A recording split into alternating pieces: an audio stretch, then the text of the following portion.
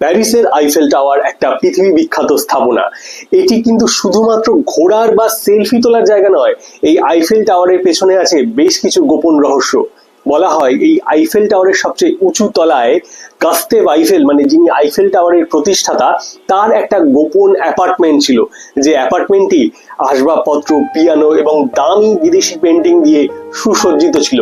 বলা হয় একসময় তার বন্ধু বিখ্যাত বিজ্ঞানী টমাস এডিসন এখানে অতিথি হিসাবে এসেছিলেন। বর্তমানে পর্যটকরা যখন এই ঘরটিকে বাইরে থেকে দেখে, তারা টমাস এডিসন এবং গাস্তেভ আইফেলের মোমের মূর্তি দেখতে পান। 1889 সালে বিশ্ব প্রদর্শনীর জন্যই এই আইফেল টাওয়ারের প্রতিষ্ঠা করা হয়। ঠিক করা হয় 20 বছর পর এই টাওয়ারটিকে সম্পূর্ণভাবে ভেঙে দেওয়া হবে। কিন্তু এই টাওয়ারের মাথায় একটা বিশাল মাপের রেডিও অ্যান্টেনা থাকার কারণে এটি বিভিন্ন বৈজ্ঞানিক এবং সামরিক দিক থেকে গুরুত্বপূর্ণ হয়ে ওঠে।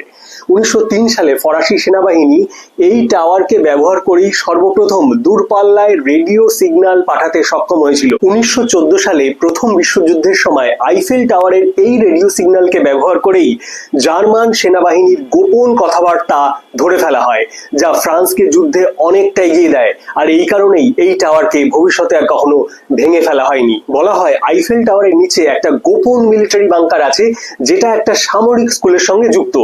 যুদ্ধের প্রয়োজনে এই গোপন মিলিটারি বাংকার নাকি বানানো হয়েছিল। আইফেল টাওয়ারের সম্পর্কে আরো একটা ইন্টারেস্টিং ইনফরমেশন।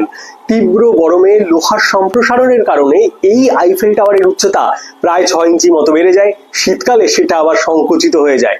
অনেক ইনফরমেশনের সঙ্গে সঙ্গে অনেক গুজবও ছড়িয়ে থাকে।